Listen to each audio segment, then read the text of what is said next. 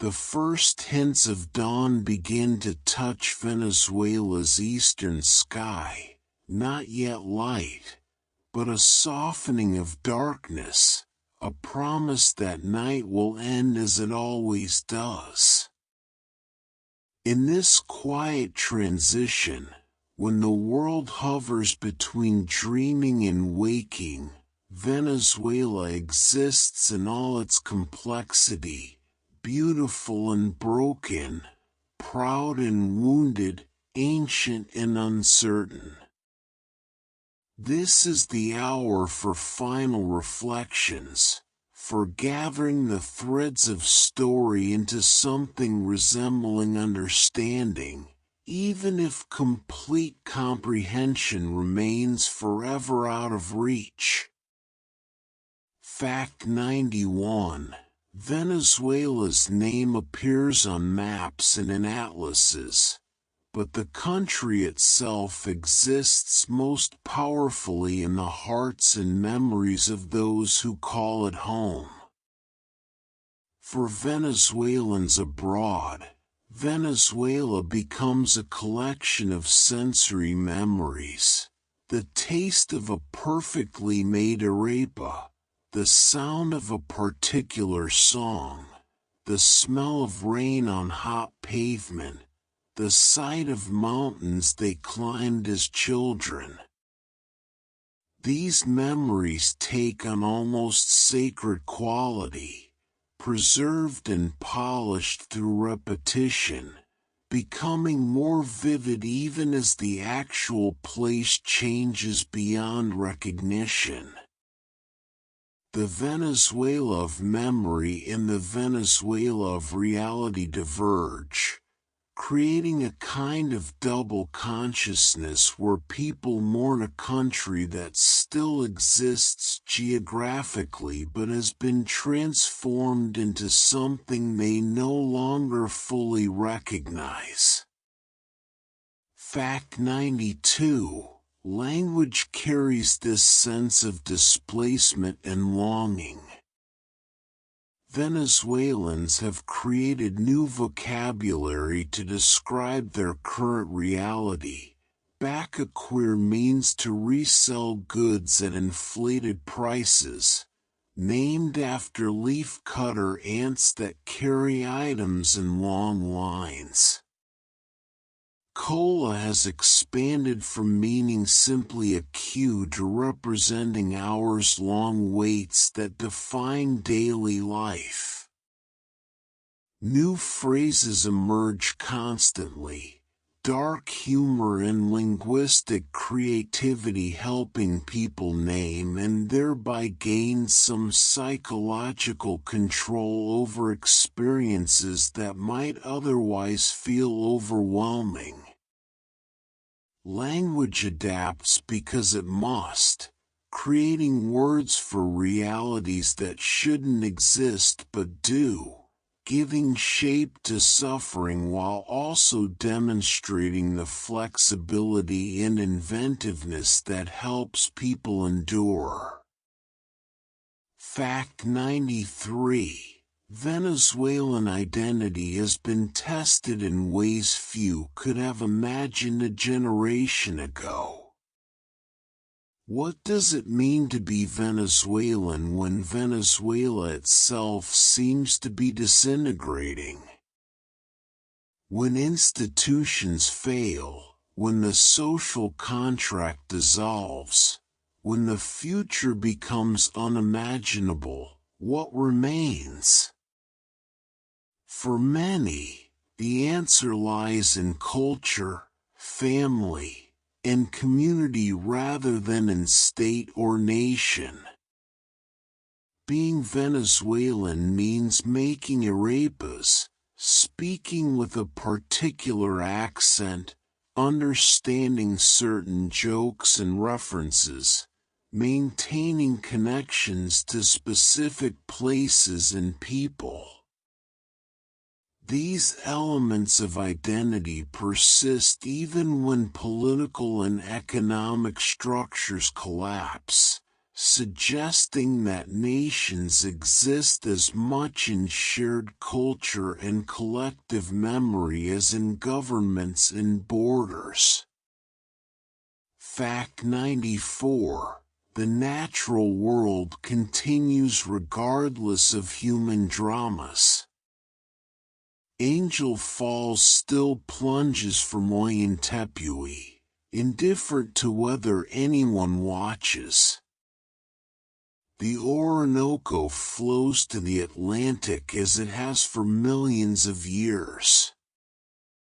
Jaguars hunt in forests, because fly in pairs, and the seasonal rhythms of wet and dry continue their ancient pattern.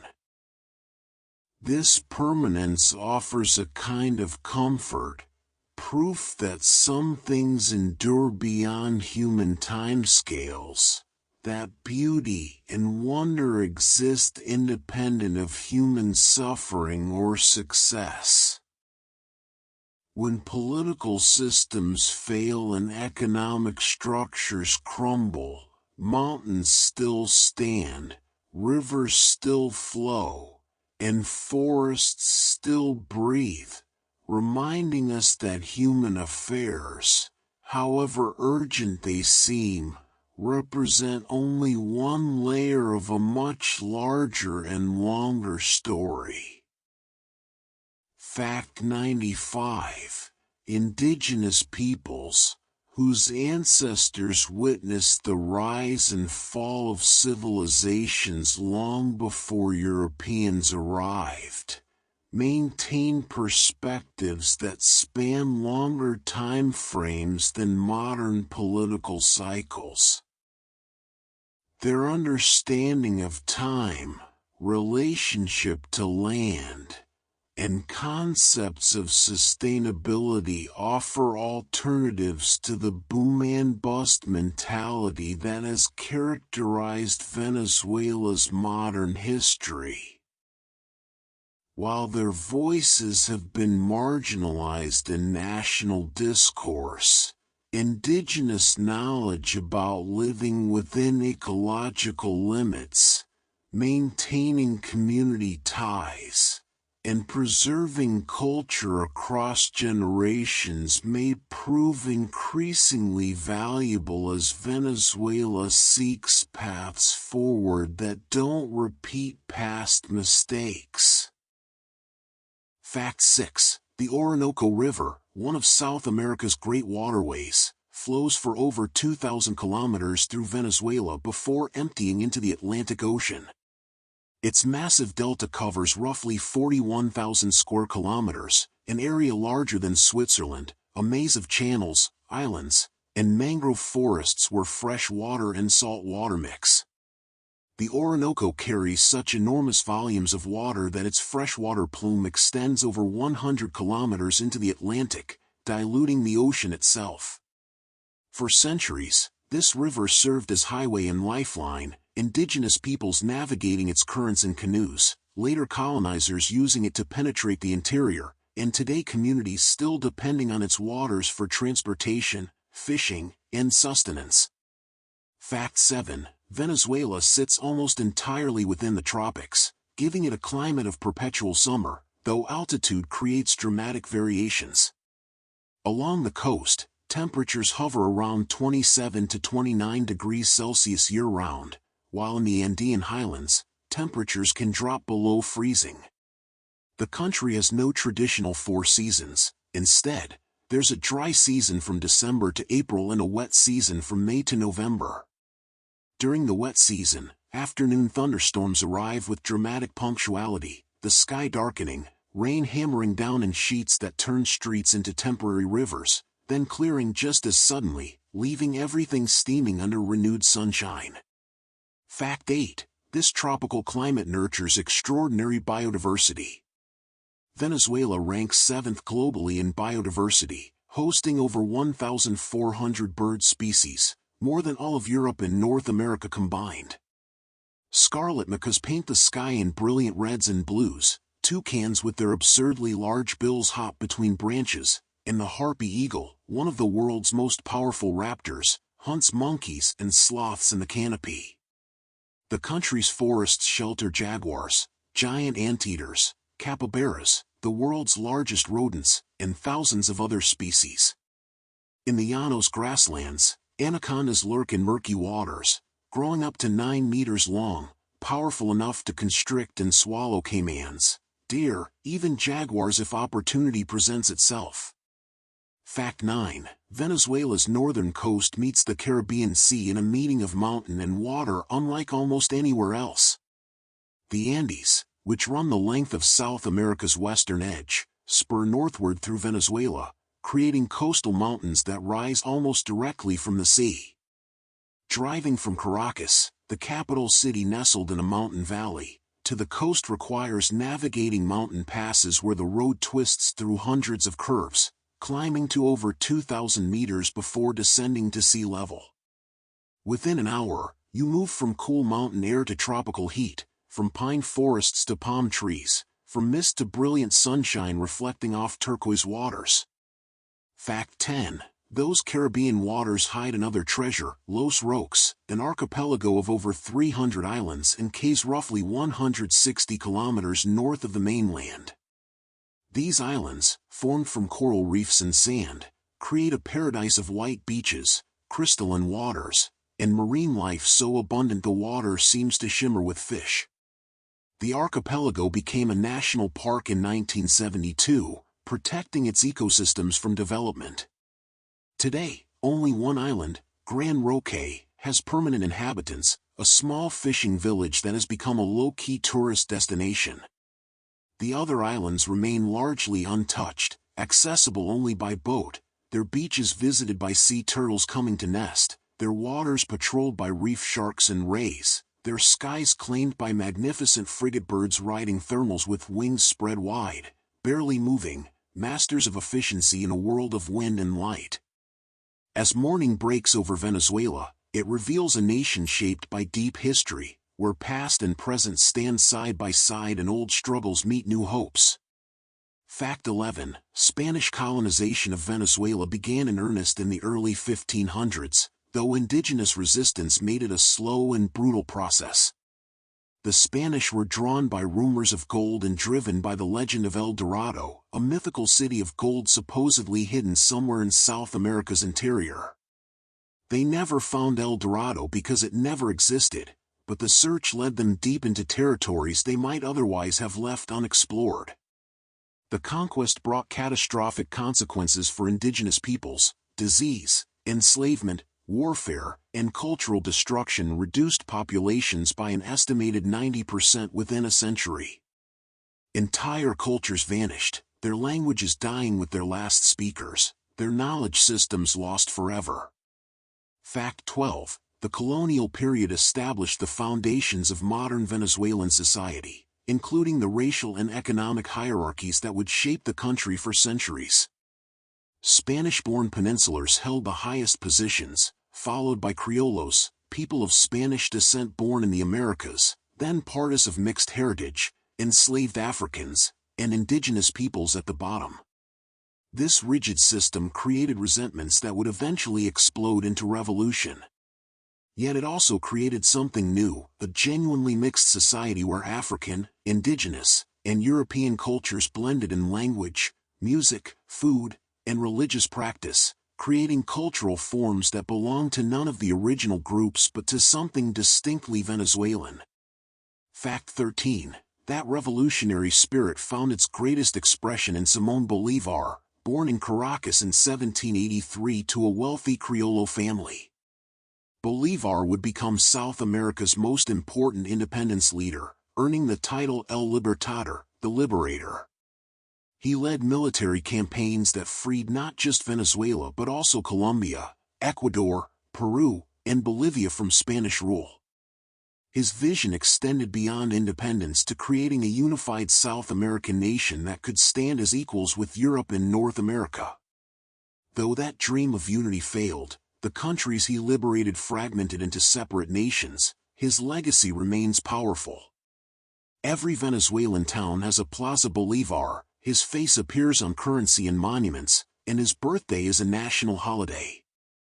He's more than a historical figure but a founding myth, an ideal of what Venezuela might become. Fact 14. Venezuela declared independence on July 5, 1811, making it one of the first Spanish colonies to break free. But independence wasn't achieved until 1821, after a decade of brutal warfare that devastated the country. The wars killed roughly a quarter of Venezuela's population and destroyed much of its infrastructure and economy. Victory came at immense cost, leaving a new nation exhausted, impoverished, and deeply divided. The struggle between those who wanted centralized power and those who favored regional autonomy, between conservative and liberal factions, between different economic interests, these conflicts would spark civil wars throughout the 1800s, making Venezuela's first century of independence remarkably turbulent.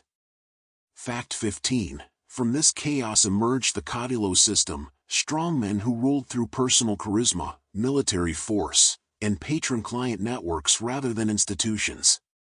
Some caudillos were progressive reformers, others brutal dictators, but all concentrated power in their own hands. This pattern would repeat throughout Venezuelan history, periods of democratic governance interrupted by authoritarian rule, constitutions written and ignored, promises of reform followed by repression. Understanding this history is essential to understanding modern Venezuela, where questions about democracy, authority, and legitimate power remain contested and urgent. Fact 16. The discovery that would transform Venezuela came in the early 20th century: oil. The first major oil well began producing in 1914, and within decades, Venezuela became one of the world's largest oil exporters. The Maracaibo Basin in western Venezuela proved to contain vast reserves. Lake Maracaibo, the largest lake in South America, became dotted with oil derricks, their mechanical arms pumping crude from beneath the lakebed. Oil wealth flowed into Venezuela, funding modernization, infrastructure, and the growth of cities. Caracas transformed from a colonial town into a bustling metropolis. Roads connected previously isolated regions. Schools and hospitals were built. For a time, Venezuela had the highest per capita income in Latin America. Fact 17. But oil wealth proved to be both blessing and curse.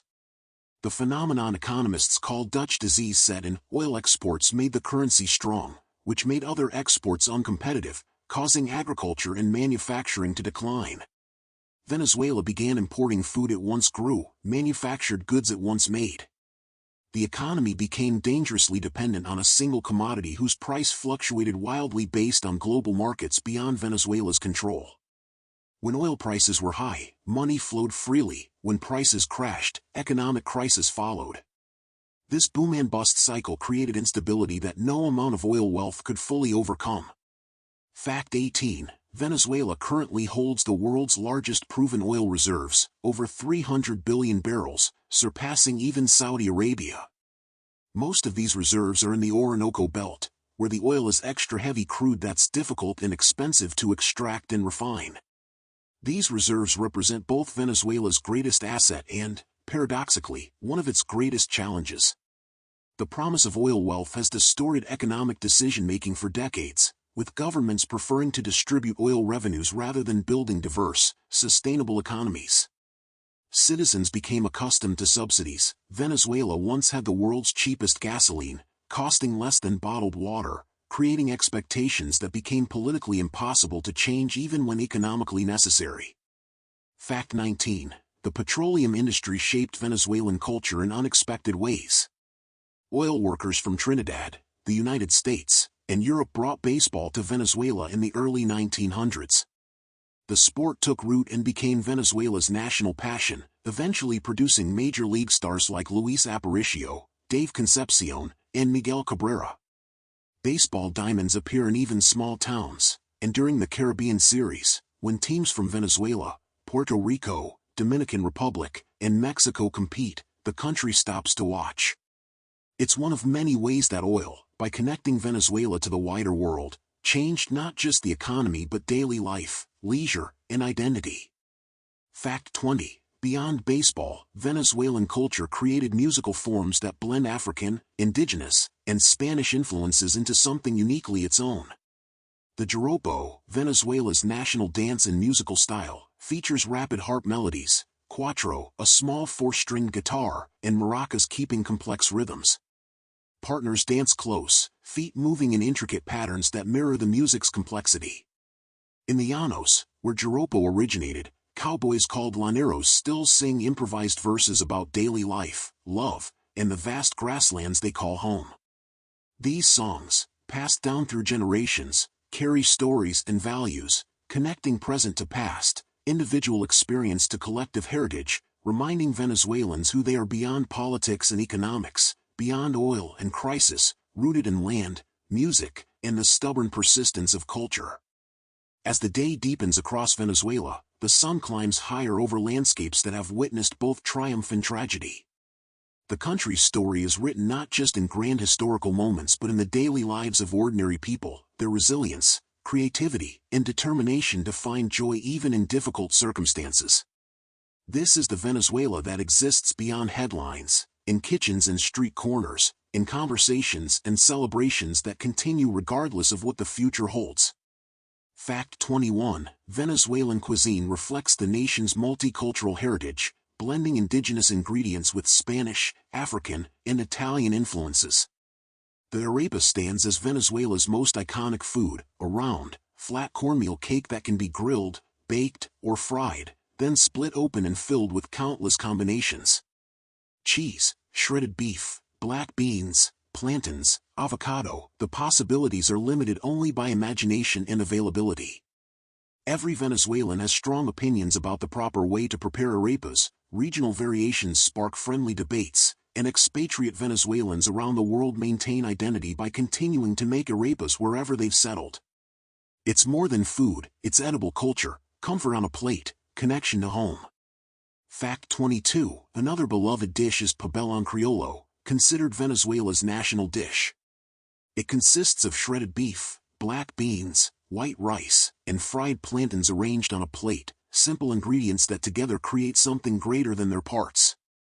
The dish represents Venezuelan society itself, different elements, each with its own character, coming together to form a unified whole.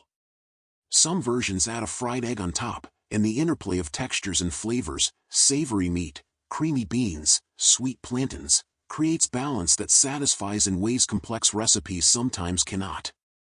Like much Venezuelan cooking, pabellón criollo emerged from necessity, using available ingredients to create something delicious and sustaining. Fact 23. Venezuelans have a profound sweet tooth, expressed most famously in dulce de leche, a caramel-like confection made by slowly cooking milk and sugar until it transforms into thick, golden sweetness. It appears everywhere, spread on bread, filling cakes, eaten by the spoonful. During Christmas, halacasts dominate Venezuelan kitchens, elaborate preparations involving corn dough filled with a stew of beef, pork, chicken, raisins, olives, and capers, wrapped in plantain leaves and boiled. Making halacasts is a family affair, often involving multiple generations working together for hours or even days, each person assigned a task. The process matters as much as the result, binding families through shared labor, preserving techniques passed from grandmothers to grandchildren, making explicit the connections that hold families together. Fact 24. Coffee culture runs deep in Venezuela, which once ranked among the world's top coffee exporters. Venezuelan coffee is grown in the Andes, where altitude and climate create ideal conditions for Arabica beans. The traditional way to drink it is strong and sweet, served in small cups throughout the day. Coffee breaks aren't rushed affairs but opportunities for conversation, for catching up with neighbors, for pausing in the day's momentum. In cities, cafes serve as informal offices and meeting places. The ritual of sharing coffee creates social bonds, transforms strangers into acquaintances, marks transitions between activities. Even during economic hardship, Venezuelans find ways to maintain this ritual, recognizing that some things, community, connection, the small pleasures that make life bearable, cannot be sacrificed. Fact 25. Family sits at the center of Venezuelan society, with extended families often living in close proximity and maintaining daily contact. Grandparents frequently live with their children and help raise grandchildren. Sunday family gatherings are sacred time, when multiple generations come together for extended meals that last hours. Children grow up surrounded by aunts, uncles, and cousins who function as additional parents and siblings. This tight family structure provides support systems during difficult times but also creates obligations and expectations that can feel constraining. The concept of familismo, putting family needs above individual desires, shapes decisions about education, career, and where to live, creating security but sometimes limiting individual autonomy. Fact 26. Venezuelan Spanish has its own distinct character, with vocabulary and expressions that mark speakers as Venezuelan immediately. Chévere means cool or great. Pana refers to a close friend. Verga is a versatile word that can express surprise, frustration, or emphasis depending on context and tone. Venezuelans speak quickly, often dropping final consonants and blending words together in ways that challenge even fluent Spanish speakers from other countries. Regional accents vary dramatically. The Caribbean coast sounds different from the Andes, which differs from Caracas. These linguistic variations reflect geography, migration patterns, and local identity, each accent carrying the flavor of its place. Fact 27. Venezuelans are famously warm and expressive, greeting friends and even acquaintances with kisses on the cheek and maintaining close physical proximity during conversations. Formal distance that Northern Europeans or North Americans might maintain can seem cold to Venezuelans.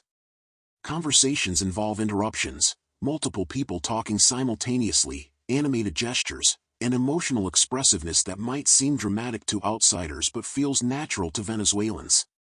This warmth extends to strangers. Asking directions might lead to someone walking you to your destination, and hospitality means offering food and drink even to unexpected visitors. These cultural traits create social cohesion, making it easier to ask for help, to form connections, to feel part of community even in large cities. Fact 28. Beauty pageants occupy an unusual place in Venezuelan culture. The country has won more international beauty pageant titles, Miss Universe, Miss World, Miss International, than any nation except the United States. Venezuelan women have won Miss Universe 7 times, and beauty pageant results are reported on evening news alongside politics and economics. Beauty academies train young women in walking, speaking, and presenting themselves, and the industry employs thousands. Critics argue this emphasis objectifies women and reinforces superficial values, while supporters see it as celebrating Venezuelan beauty and providing opportunities for women from modest backgrounds to gain education and careers. Like many aspects of Venezuelan culture, beauty pageants reveal tensions between tradition and modernity, between collective pride and individual dignity. Fact 29. Venezuelan music extends far beyond joropo to include salsa, merengue, gaita, a style from Maracaibo traditionally played during Christmas but now heard year-round, and increasingly, reggaeton and hip-hop that young people have adapted to express Venezuelan experiences. Music accompanies almost everything, playing from car windows, store speakers, and home stereos at volumes that would be considered excessive elsewhere but in Venezuela simply means someone is enjoying life. Dancing is expected at celebrations, and Venezuelans learn to move to music from childhood. The relationship between music and identity runs deep, with certain songs becoming anthems for particular moments, generations, or movements, soundtracks to both personal and collective memory. Fact 30. Religion in Venezuela is predominantly Catholic. Roughly 70% of the population identifies as Catholic, a legacy of Spanish colonization.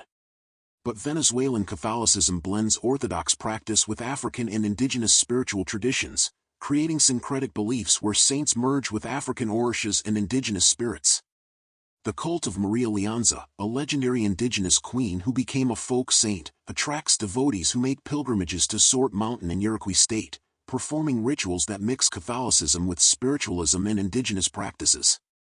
These syncretistic traditions show how colonized peoples maintain their beliefs by disguising them within Catholic framework, preserving spiritual autonomy even under religious oppression, and creating something new that honored multiple traditions.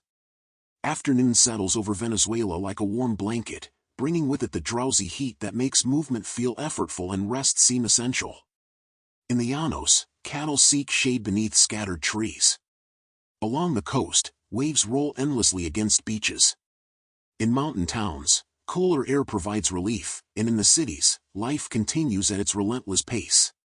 This is when Venezuela reveals its contrasts most clearly, between urban and rural, wealth and poverty, past and present. Fact 31. Caracas, Venezuela's capital and largest city, sits in a narrow valley roughly 900 meters above sea level, surrounded by mountains on all sides. This geography creates a natural limit to the city's growth, forcing it to expand upward and along the valley floor in a dense urban sprawl. Founded in 1567, Caracas has grown from a small colonial settlement to a metropolis of over 3 million people, or nearly 6 million in the greater metropolitan area. The city embodies Venezuela's contradictions. Gleaming office towers and shopping malls stand within sight of barrios, informal settlements that cascade up the surrounding hillsides in dense networks of houses built from whatever materials residents could find. Fact 32. These barrios emerged as rural migrants poured into Caracas seeking opportunities during the oil boom decades. Without formal housing available or affordable, they built their own communities on steep slopes deemed unsuitable for conventional development. What began as temporary shelters evolved into permanent neighborhoods, often lacking basic services like running water, sewage systems, and paved roads.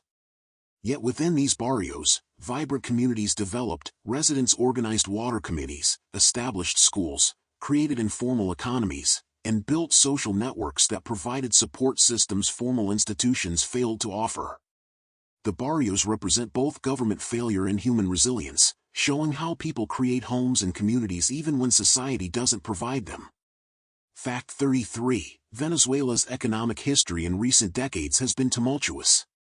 After decades of relative prosperity fueled by oil, the country entered crisis in the 1980s when oil prices collapsed. The government implemented austerity measures in 1989, sparking riots known as El Caracazo that left hundreds dead.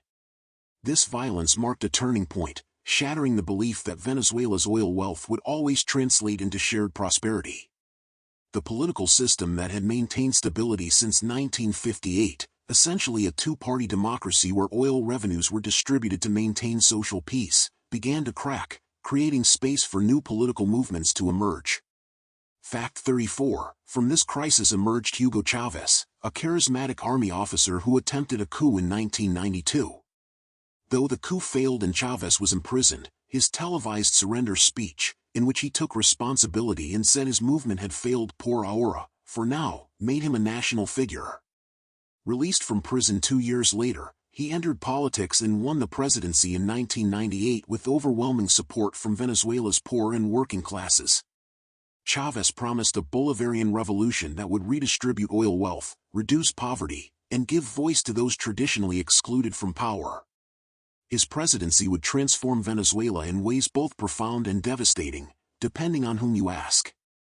Fact 35. Under Chavez and his successor Nicolas Maduro, Venezuela implemented social programs called misiones that provided healthcare, education, and subsidized food to poor communities. Millions received services previously unavailable to them. Poverty rates initially declined significantly, and literacy programs taught reading to adults who had never learned. At the same time, the government increased its control over the economy, nationalizing industries, implementing price controls, and distributing oil revenues through programs that built political loyalty. Critics argued these policies were economically unsustainable and politically authoritarian, while supporters saw them as necessary to break the power of elites who had long monopolized the country's wealth. Fact 36. The results have been catastrophic by almost any measure. Venezuela's economy has contracted by roughly 80% since 2013, one of the largest peacetime economic collapses in modern history. Hyperinflation rendered the currency nearly worthless. At its peak, prices doubled every 19 days, making it difficult to buy basic goods. Shortages of food, medicine, and essential items became routine. Hospitals lacked supplies, schools deteriorated, infrastructure crumbled. The causes are debated. Government supporters blame economic warfare and sanctions by hostile foreign powers, while critics point to corruption, mismanagement, and economically destructive policies. Most likely, Both internal failures and external pressures contributed to a perfect storm that devastated the economy and drove millions into poverty. Fact 37. This crisis triggered one of the largest migration events in Latin American history. Over 7 million Venezuelans, roughly a quarter of the population, have left the country since 2014, fleeing economic collapse, political repression, and lack of opportunity. They've scattered across the globe but primarily to neighboring Colombia, Peru, Ecuador, Chile, and Brazil. Some walked for weeks carrying children and belongings, crossing borders on foot because they couldn't afford transportation. This diaspora has separated families, drained Venezuela of human capital, and created a generation who may never return. Yet it has also spread Venezuelan culture across the hemisphere, creating new communities and connections that will shape the region for decades. Fact 38. Those who remain in Venezuela navigate daily challenges that would have seemed unimaginable 2 decades ago. Finding food requires visiting multiple stores to see what's available, waiting in long lines, and having cash or dollars since electronic payment systems often fail. Power outages can last hours or days, shutting down businesses and making food preservation difficult. Water service is unreliable, forcing residents to store water when it flows and ration it carefully.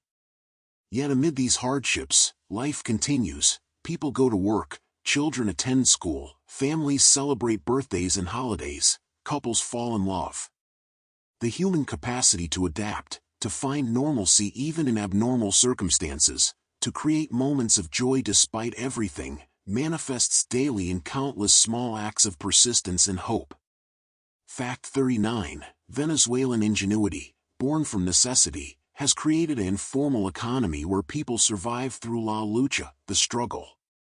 Street vendors sell everything imaginable, mechanics keep ancient cars running with improvised parts, and people develop multiple income streams, selling food from home, offering services online to clients abroad, trading goods across borders. The formal economy has largely collapsed, but the informal economy thrives, showing that when institutions fail, human creativity and determination can partially fill the gap. This isn't prosperity, it's survival, but it demonstrates resilience that outsiders often fail to recognize when they see only crisis and chaos. Fact 40. Despite everything, Venezuelans maintain their identity and culture with fierce pride. They still make arepas, still celebrate birthdays with elaborate parties, still dance to music that makes the floor vibrate. They gather with family on Sundays, maintain rituals and traditions, tell jokes that transform pain into laughter. Venezuelan humor has a dark edge now, making light of shortages, inflation, and power outages because laughing is better than crying, because humor creates distance from trauma, because finding absurdity in suffering makes it slightly more bearable. This determination to remain Venezuelan, to not let crisis erase identity, to preserve what matters even as so much else falls apart, this might be the most important fact about Venezuela right now, the truth that statistics cannot capture but that defines how millions of people continue living when outsiders wonder how they possibly can. The afternoon sun begins its slow descent, casting long shadows across Venezuela's varied landscapes. In this golden light, the country's natural beauty becomes even more apparent, the way mountains catch the fading rays, how rivers reflect the changing sky, the subtle shift in temperature that signals evening's approach. Nature continues its rhythms regardless of human struggles, indifferent to politics and economics, offering a kind of constancy in a world of upheaval.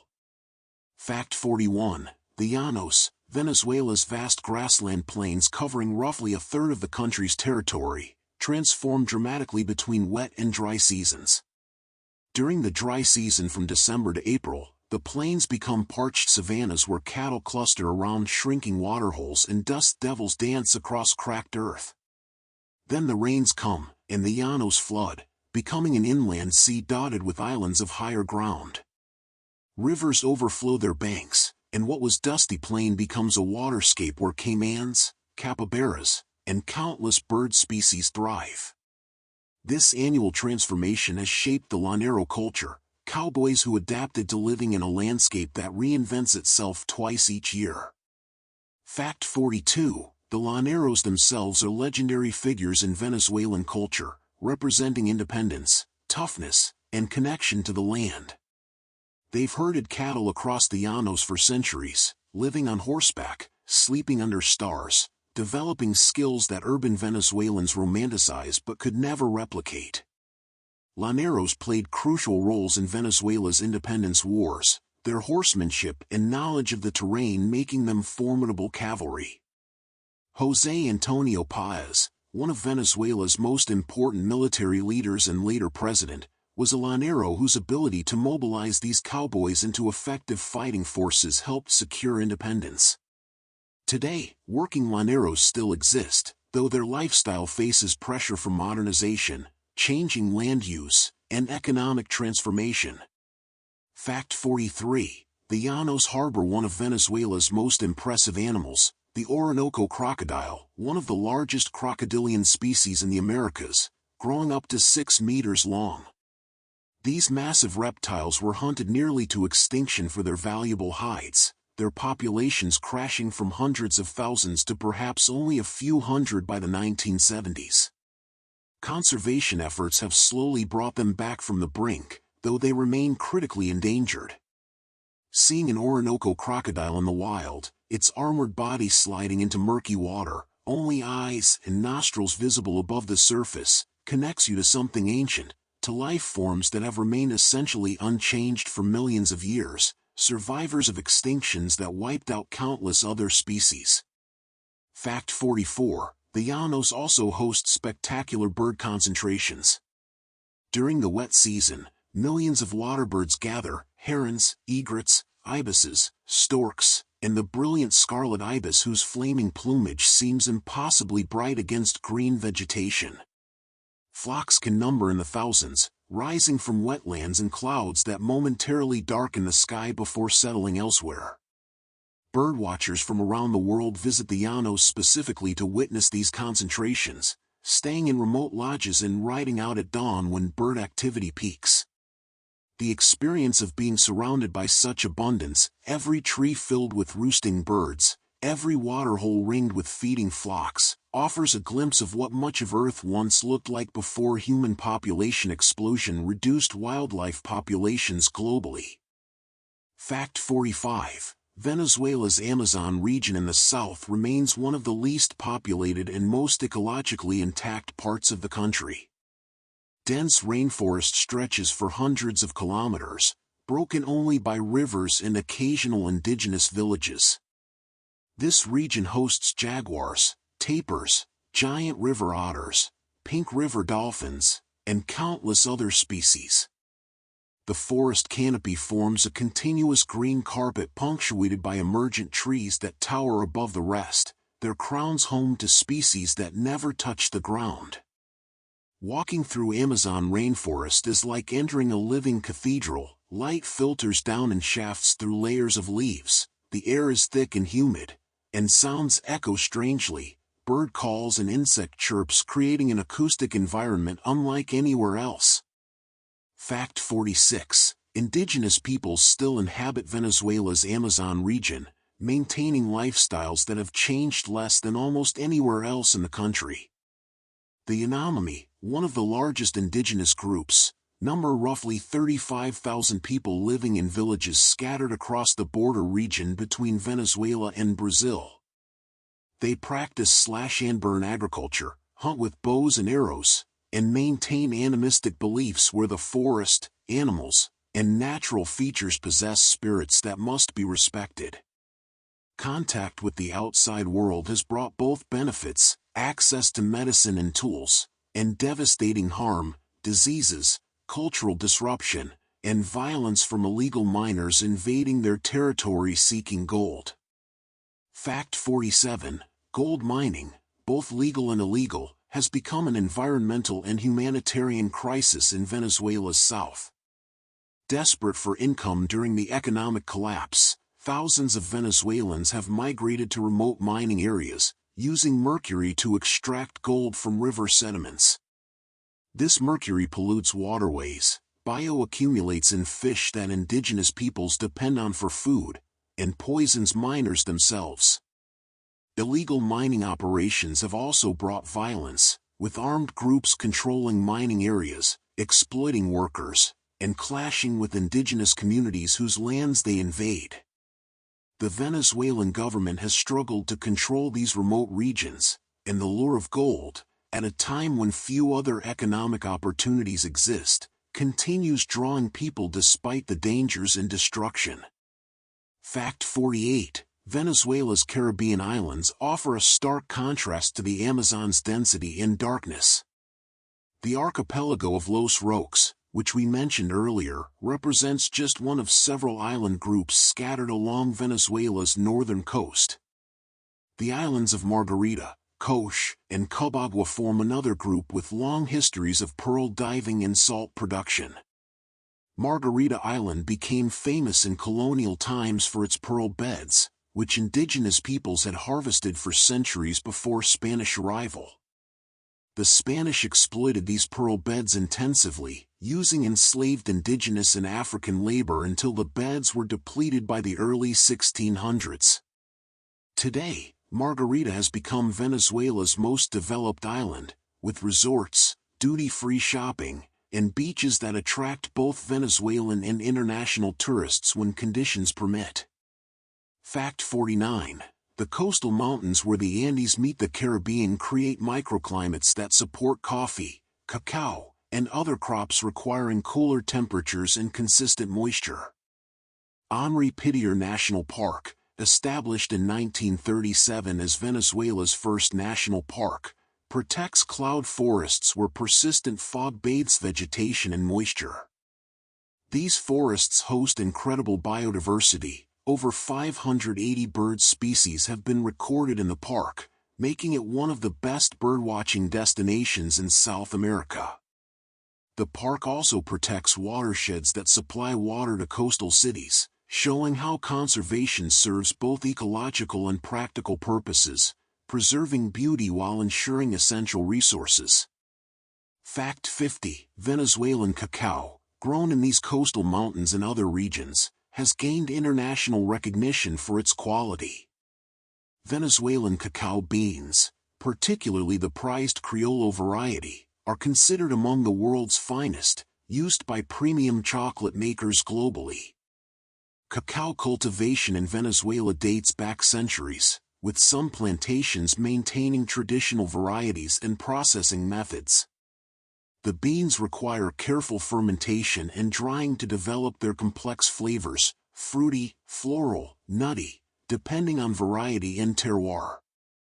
Despite economic crisis, some cacao producers have maintained operations, exporting beans that fetch premium prices, showing that Venezuela still produces products the world values, that quality and tradition can survive even when broader systems fail. As evening falls in Venezuela, the heat eases and daily life turns toward home and connection, where small rituals and shared bonds endure despite hardship. Fact 51. Venezuelan architecture tells the story of the nation's evolution through physical form. Colonial cities like Coro, Venezuela's first capital, now a UNESCO World Heritage Site, preserve centuries-old buildings with thick adobe walls, red tile roofs, and interior courtyards designed to provide shade and ventilation in tropical heat. These Spanish colonial structures contrast sharply with the modernist architecture that emerged during Venezuela's oil boom. In the 1950s and 60s, architects like Carlos Raúl Villanueva designed bold structures using concrete, glass, and innovative forms. His most famous work, the Ciudad Universitaria de Caracas, the Central University campus, became a UNESCO World Heritage Site in 2000, recognized for integrating architecture, urban planning, and art into a unified modernist vision. Fact 52. That university campus includes works by internationally renowned artists, sculptures by Alexander Calder, murals by Fernand Léger, and pieces by other modern masters, all integrated into the architecture. This synthesis of arts represents a moment when Venezuela had resources and ambition to create something culturally significant on the world stage. The campus still functions as a university, though decades of deferred maintenance and political turmoil have taken their toll.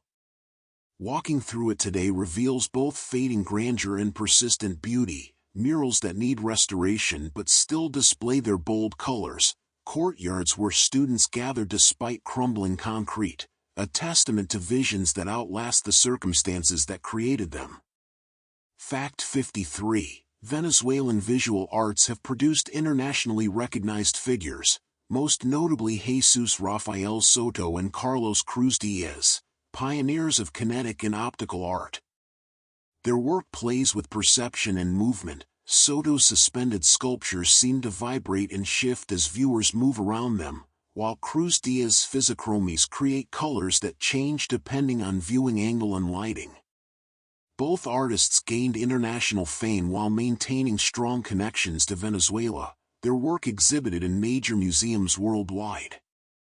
Cruz Diaz's colorful walkways and installations appear in public spaces across Venezuela, bringing art into daily life, making aesthetic experience accessible beyond gallery walls.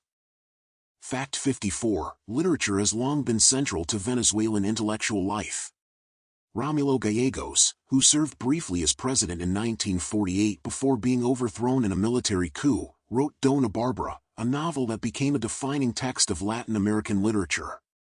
The story of a schoolteacher confronting a ruthless landowner in the Llanos operates as allegory for civilization versus barbarism, progress versus tradition, themes that resonated across Latin America. More recently, writers like Teresa de la Parra and Arturo Uslar Pietri explored Venezuelan identity, history, and social issues through novels and essays that shaped national consciousness. These writers understood that countries are imagined communities, and the stories nations tell about themselves shape what they become.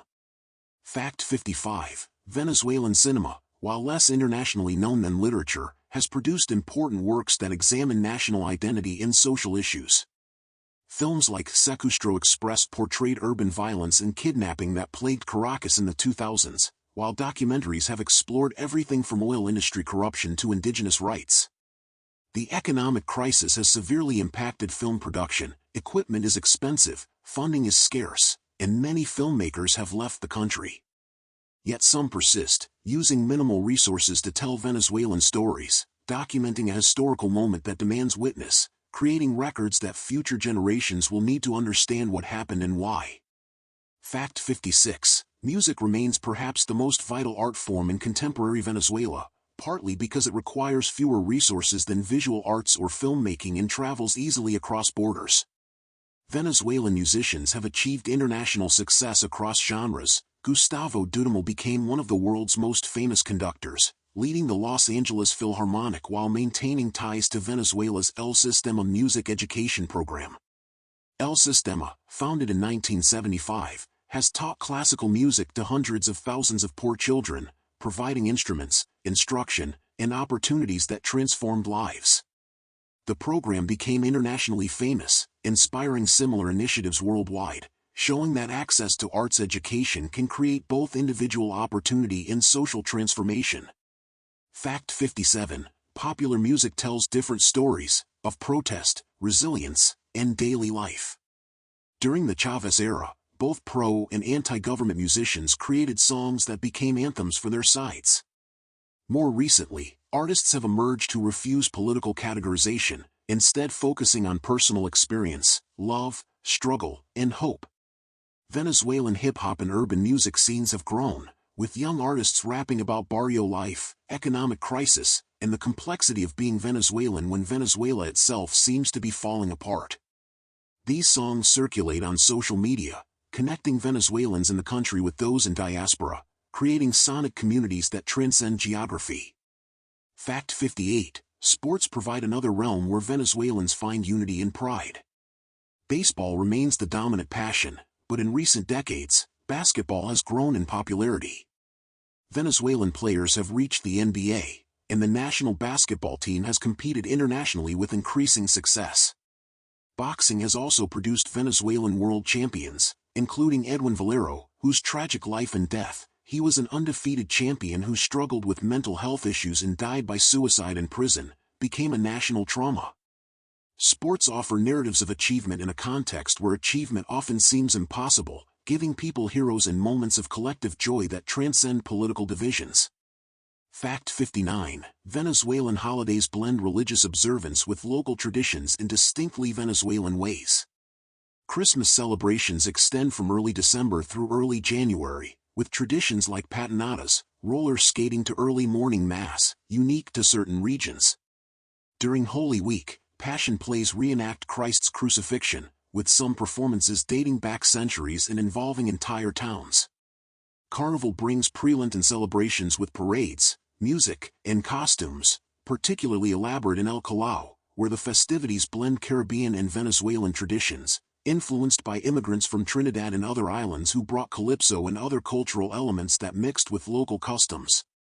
Fact 60. Perhaps the most distinctly Venezuelan celebration is Las Fiestas de San Juan in June, particularly along the Central Coast.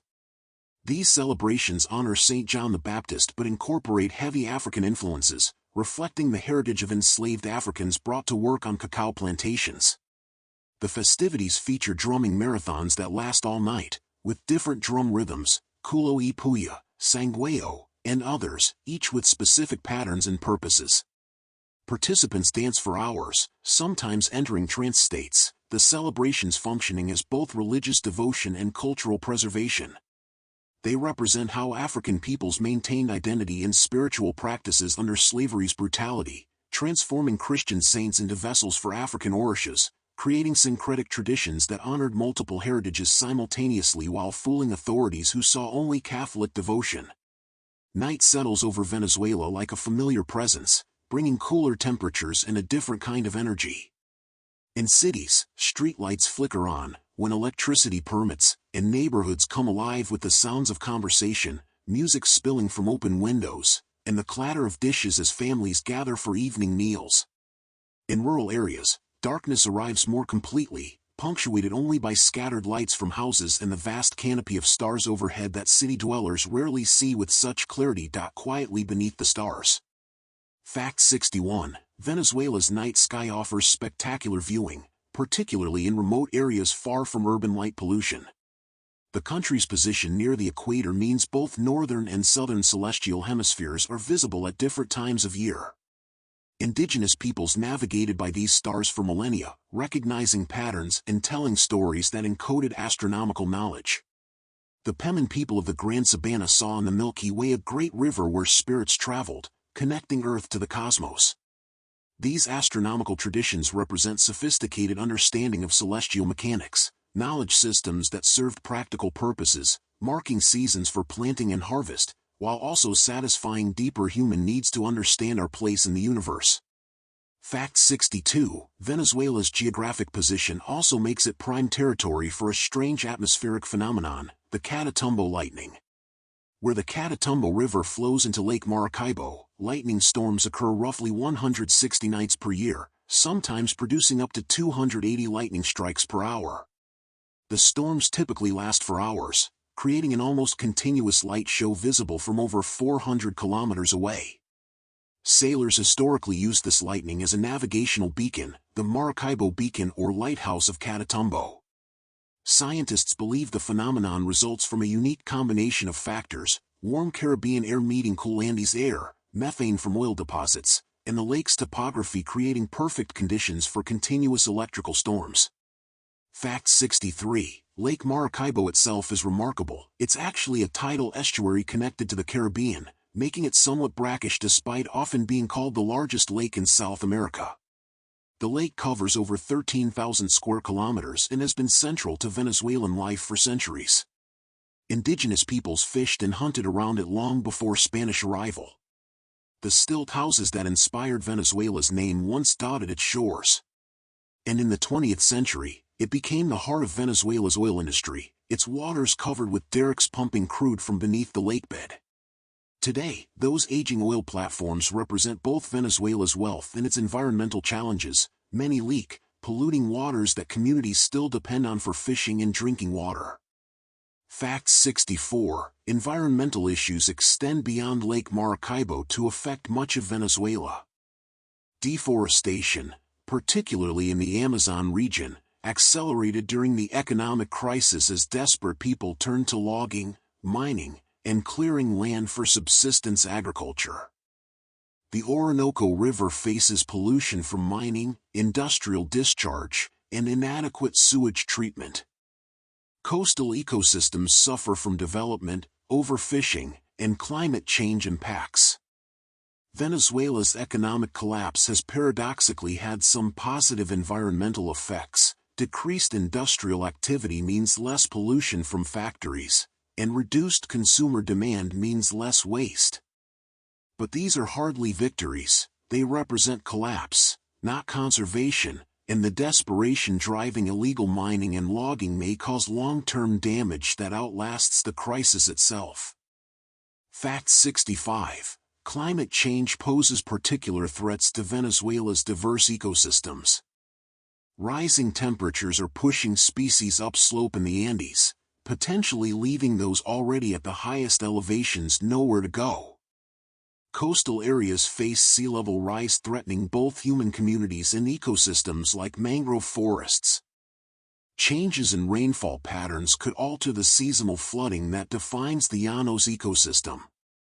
The tepuis, isolated for millions of years, may face invasions by species previously unable to survive at those elevations as temperatures warm. These changes will unfold over decades, but they're already beginning, adding environmental stress to a country already overwhelmed by human-caused crises. Fact 66. Yet Venezuela still harbors extraordinary wilderness that conservation groups are working to protect despite difficult circumstances. The Pandapuy region, the highlands around the tepuis, remains largely intact, its remoteness providing protection that laws and enforcement sometimes cannot. International conservation organizations continue working with Venezuelan partners to protect critical habitats, monitor endangered species, and support sustainable development that might reduce pressure on natural areas. These efforts face enormous challenges: lack of funding, political instability, economic pressures that make conservation seem like an unaffordable luxury. But they persist because once these ecosystems are lost, they cannot be recreated, because species extinctions are forever, because natural heritage matters not just for Venezuela but for the world. Fact 67. The concept of ecological debt has emerged in discussions of Venezuelan conservation, the idea that wealthy nations who benefited from environmental destruction during their own development owe support to countries trying to preserve remaining natural areas. Venezuela's rainforests and other ecosystems provide services that benefit the entire planet, absorbing carbon, generating oxygen, maintaining biodiversity that could prove crucial for future medical or agricultural breakthroughs. Yet the costs of protection fall on Venezuela while the benefits spread globally. This imbalance creates situations where poor countries are expected to preserve nature while their citizens struggle to survive, raising difficult questions about justice, responsibility, and how to fairly distribute conservation costs and benefits. Fact 68. Indigenous peoples often serve as the most effective forest guardians, their territories generally showing less deforestation than supposedly protected areas lacking permanent inhabitants. Indigenous communities have concrete stakes in preserving forests they depend on for food, water, medicine, and cultural identity. International recognition of indigenous land rights thus serves both human rights and conservation goals. Yet in Venezuela, as in much of the Amazon basin, indigenous land rights remain contested and inadequately enforced. The government has designated some indigenous territories, but mining interests, settlers, and lack of enforcement mean these protections often exist more on paper than in practice. Fact 69. The night in Venezuela still holds traditional stories and beliefs that connect people to their environment in ways that empirical science alone cannot. Folk tales warn children about El Silban, the whistler, a ghost condemned to carry his father's bones in a sack, his whistling growing quieter as he approaches, teaching listeners that sometimes the most dangerous things announce themselves subtly.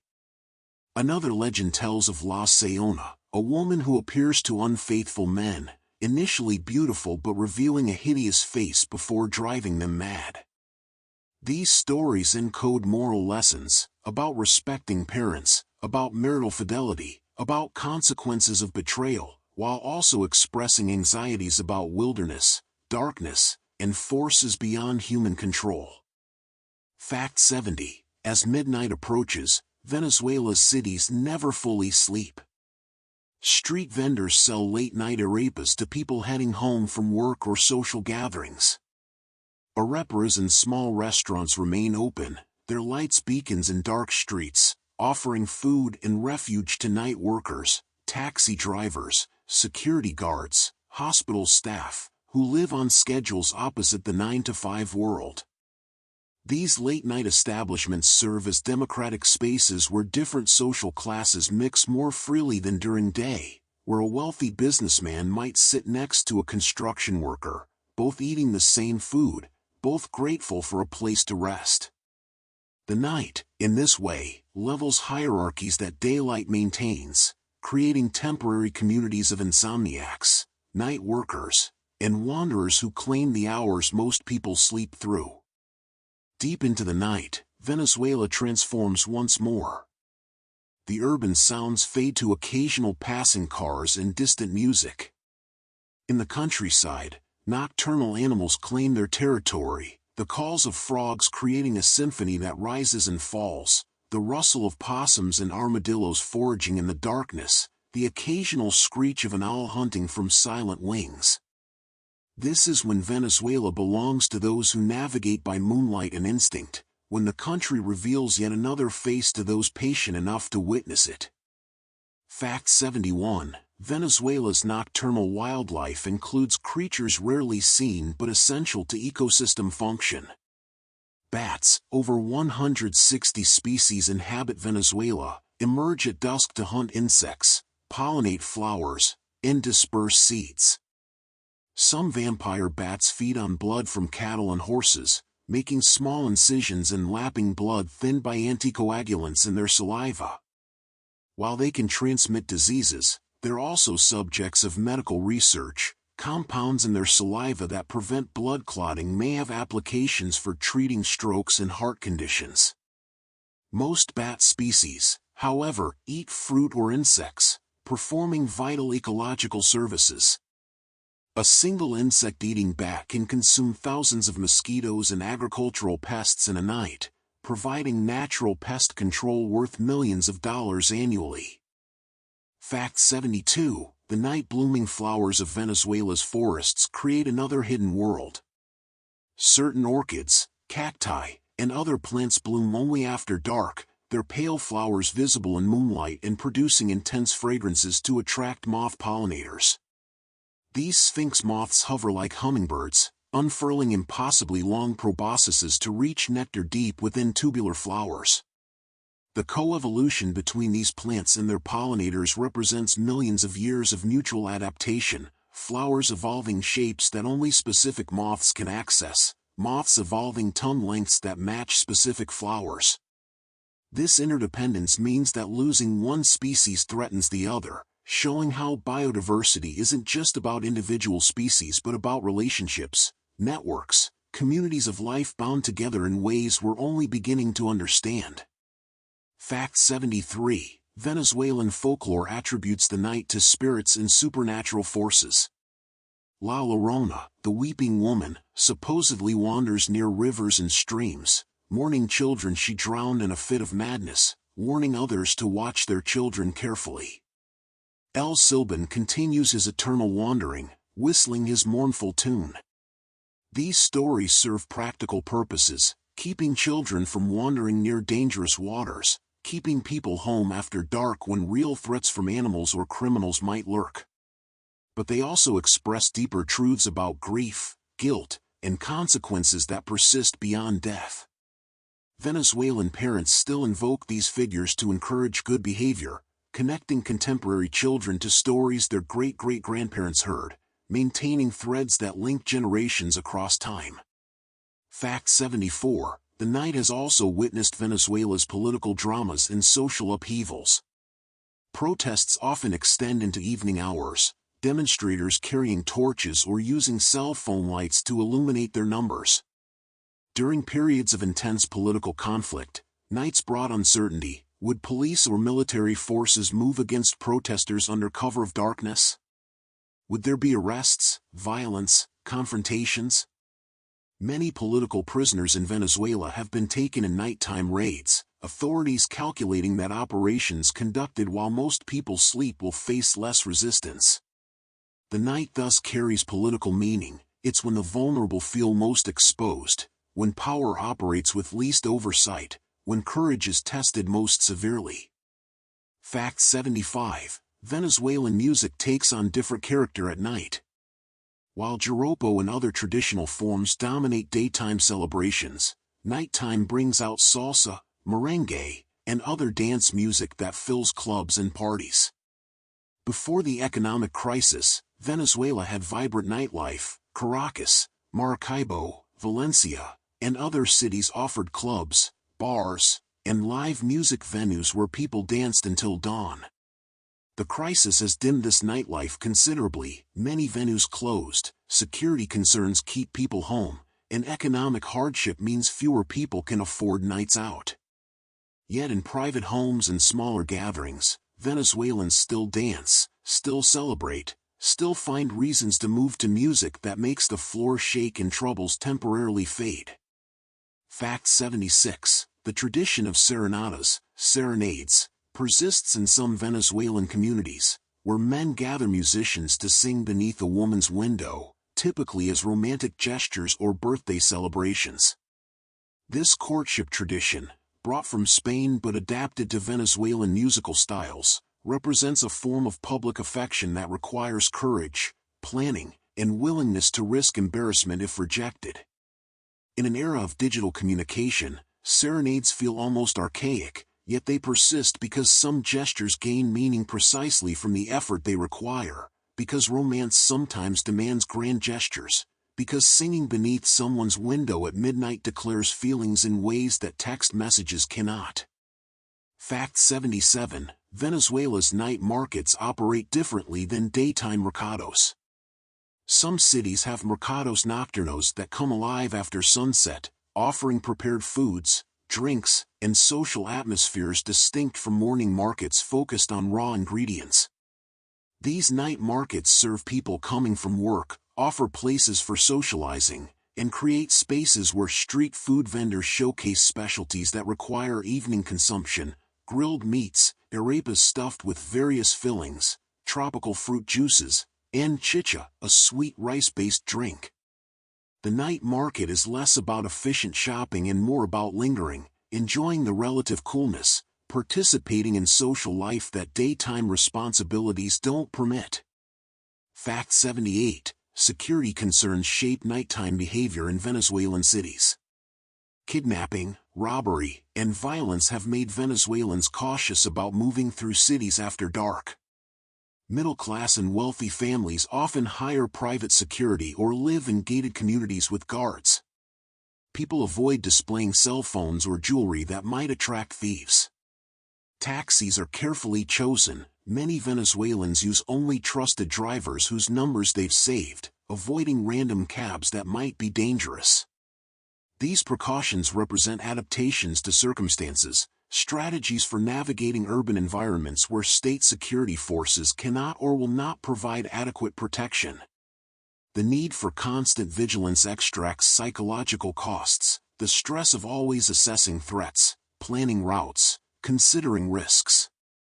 Fact 79. Yet even in difficult circumstances, Venezuelan nights include moments of profound beauty and connection.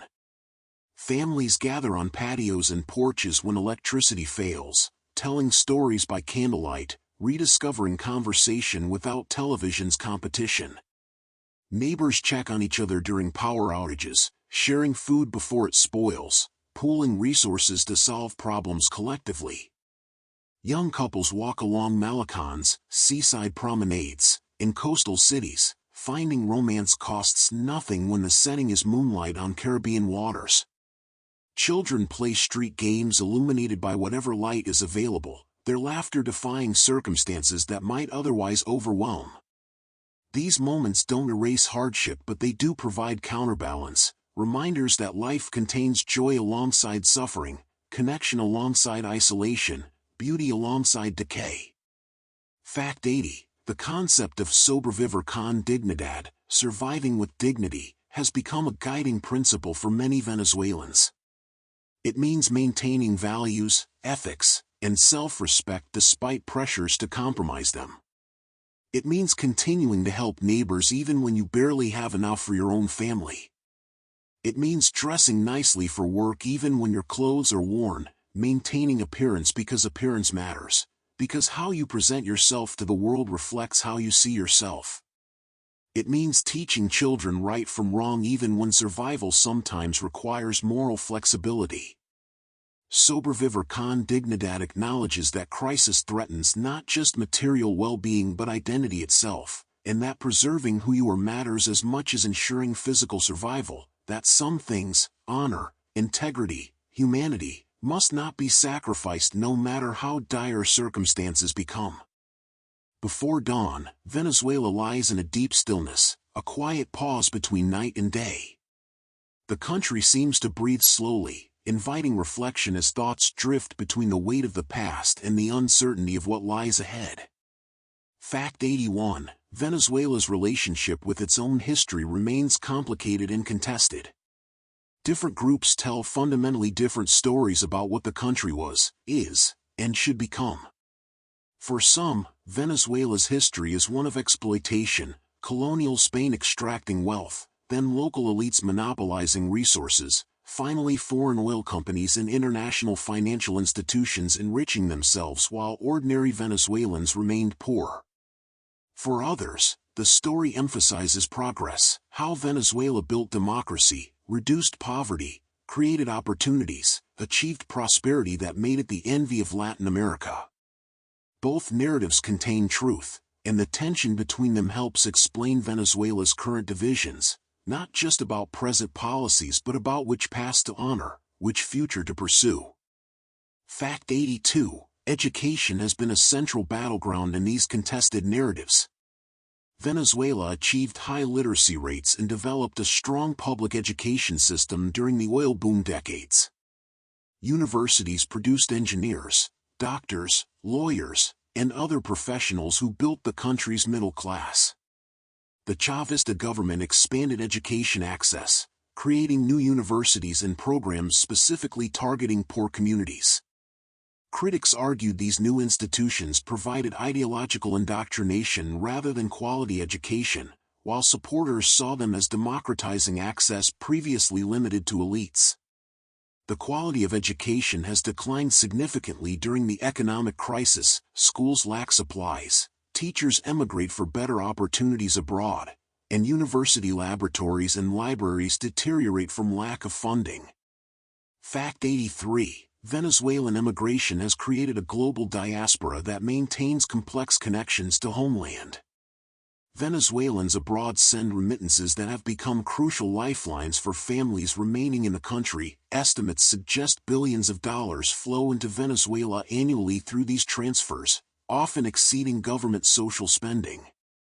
The diaspora also maintains cultural identity through restaurants, social clubs, and cultural organizations. Venezuelan communities have formed in Miami, Madrid, Buenos Aires, Santiago, and dozens of other cities, creating spaces where expatriates can eat arepas, speak Spanish, and maintain connections to culture even as they build new lives elsewhere. Fact 84. The experience of displacement has created new Venezuelan identities. Young people who left as teenagers or children are growing up between worlds, Venezuelan in family and heritage, but shaped by cultures of countries that took them in. They speak Spanish with parents but think in English, Portuguese, or other languages. They feel nostalgia for a Venezuela many never knew as adults, a homeland that exists more in memory and story than in their actual experience. This diaspora generation will shape Venezuela's future. Some will return if conditions improve, bringing skills and perspectives gained abroad. Others will maintain connections while building lives elsewhere, serving as bridges between Venezuela and the wider world. Fact 85. Meanwhile, those who remain in Venezuela navigate a present that often feels surreal. Hyperinflation created situations where money lost value so rapidly that prices changed multiple times daily, where workers received salaries that couldn't buy a week's groceries, where life savings evaporated overnight. The government eventually abandoned the bolivar for practical purposes, with the US dollar becoming the de facto currency for many transactions. This dollarization stabilized prices but created a two-tier economy. Those with access to dollars can buy goods in well-stocked stores, while those with only bolivares face empty shelves and worthless currency. Economic inequality, already significant, has become a chasm separating those who can access hard currency from those who cannot. Fact 86. Healthcare's collapse has been among the crisis's most devastating aspects. Hospitals that once provided quality care now lack basic supplies, medications, surgical gloves, functioning equipment. Doctors and nurses have emigrated in massive numbers, leaving hospitals critically understaffed. Diseases that were once controlled, malaria, measles, diphtheria, have returned. Chronic conditions like diabetes and hypertension become life-threatening when insulin and blood pressure medications are unavailable. People die from treatable conditions, and those who survive often do so because of international aid organizations or medications sent by relatives abroad. The healthcare system's destruction represents not just immediate suffering but also long-term damage that will take decades to repair even if resources eventually become available. Fact 87. Despite these crises, Venezuelan civil society has shown remarkable resilience. Community organizations have emerged to address needs the state cannot or will not meet: soup kitchens feeding hungry children, medical clinics staffed by volunteer doctors, schools where teachers work despite not being paid. International NGOs have established presence, providing humanitarian aid, though political tensions complicate their work. Venezuelan activists have documented human rights abuses, advocated for political prisoners, and organized peaceful resistance despite risks. This civil society represents hope, evidence that communities can organize to help themselves, that solidarity persists even when institutions fail, that people can create meaning and purpose even amid collapse. Fact 88. Venezuelan art and culture have adapted to crisis in creative ways. Musicians record in makeshift home studios and distribute music online, bypassing traditional industry structures that no longer function. Writers publish through blogs and social media when traditional publishers cannot afford to operate. Visual artists use whatever materials they can find, sometimes incorporating scarcity itself into their work: pieces made from worthless currency, sculptures assembled from discarded objects. This creativity under constraint has produced work that documents this historical moment, creating records of experience that future historians and artists will study to understand what Venezuela endured and how its people responded. Fact 89. The question of what comes next haunts Venezuela. Political polarization runs so deep that different factions cannot agree on basic facts about present reality, much less on visions for the future. International actors, the United States, Russia, China, Cuba, Colombia, and others, all have interests in Venezuela's future, complicating internal political dynamics. Some Venezuelans dream of restoration, returning to democracy and prosperity they remember or imagine from decades past. Others seek revolution's continuation, believing that abandoning the Bolivarian project would betray the poor and working classes it aimed to serve. Many simply want stability, functioning institutions, and opportunities to build decent lives. Political ideology matters less than practical ability to feed families, access healthcare, and imagine futures for their children. Fact 90. Venezuela's story remains unfinished, its ending unwritten. The country that exists today, fractured, impoverished, hemorrhaging population, bears little resemblance to the prosperous nation of the 1970s or even the hopeful one of the early 2000s. Yet Venezuela has survived crises before: wars of independence, civil conflicts, dictatorships, economic collapses. Each time, it endured, adapted, eventually rebuilt. Whether that pattern will repeat remains uncertain. The scale of current challenges, economic destruction, institutional decay, social fragmentation, mass emigration, may be unprecedented. Or perhaps they represent another chapter in a long story of resilience, another test that Venezuelans will somehow survive and eventually overcome, carrying forward the culture, identity, and spirit that makes Venezuela distinct, that persists beyond politics and economics, that cannot be destroyed no matter how dire circumstances become. The first hints of dawn begin to touch Venezuela's eastern sky, not yet light, but a softening of darkness, a promise that night will end as it always does. In this quiet transition, when the world hovers between dreaming and waking, Venezuela exists in all its complexity, beautiful and broken, proud and wounded, ancient and uncertain. This is the hour for final reflections, for gathering the threads of story into something resembling understanding, even if complete comprehension remains forever out of reach. Fact 91. Venezuela's name appears on maps and in atlases, but the country itself exists most powerfully in the hearts and memories of those who call it home.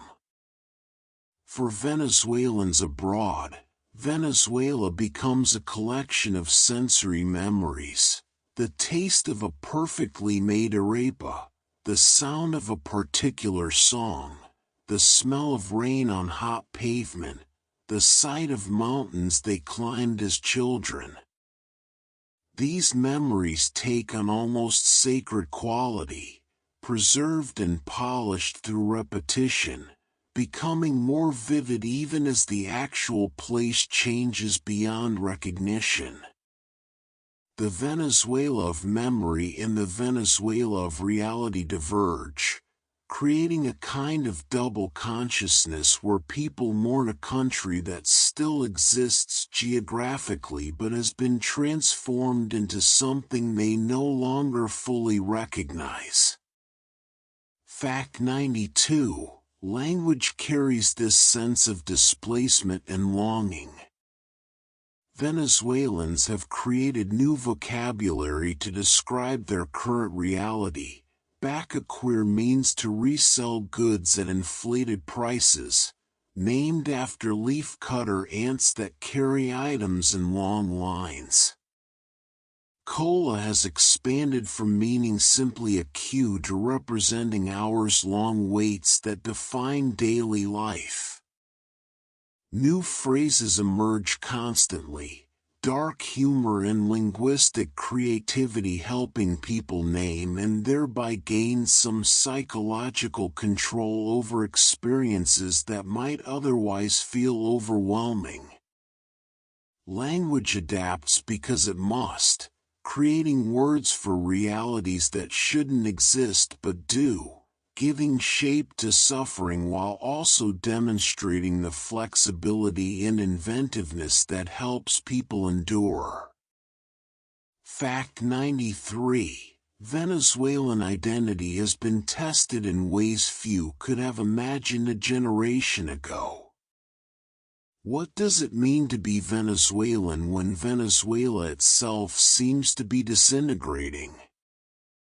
When institutions fail, when the social contract dissolves, when the future becomes unimaginable, what remains? For many, the answer lies in culture, family, and community rather than in state or nation. Being Venezuelan means making arepas, speaking with a particular accent, understanding certain jokes and references, maintaining connections to specific places and people. These elements of identity persist even when political and economic structures collapse, suggesting that nations exist as much in shared culture and collective memory as in governments and borders. Fact 94. The natural world continues regardless of human dramas. Angel Falls still plunges from Ollantaytambo, indifferent to whether anyone watches. The Orinoco flows to the Atlantic as it has for millions of years. Jaguars hunt in forests, macaws fly in pairs, and the seasonal rhythms of wet and dry continue their ancient pattern. This permanence offers a kind of comfort, proof that some things endure beyond human timescales, that beauty and wonder exist independent of human suffering or success. When political systems fail and economic structures crumble, mountains still stand, rivers still flow, and forests still breathe, reminding us that human affairs, however urgent they seem, represent only one layer of a much larger and longer story. Fact 95. Indigenous peoples, whose ancestors witnessed the rise and fall of civilizations long before Europeans arrived, maintain perspectives that span longer time frames than modern political cycles. Their understanding of time, relationship to land, and concepts of sustainability offer alternatives to the boom and bust mentality that has characterized Venezuela's modern history. While their voices have been marginalized in national discourse, indigenous knowledge about living within ecological limits, maintaining community ties, and preserving culture across generations may prove increasingly valuable as Venezuela seeks paths forward that don't repeat past mistakes. Fact 96. Children growing up in Venezuela today experience a childhood radically different from their parents'. They've known only crisis, schools without supplies, hospitals without medicine, cities grown dangerous, and constant adult anxiety about survival. Yet children adapt with remarkable resilience, finding joy in circumstances that would crush many adults.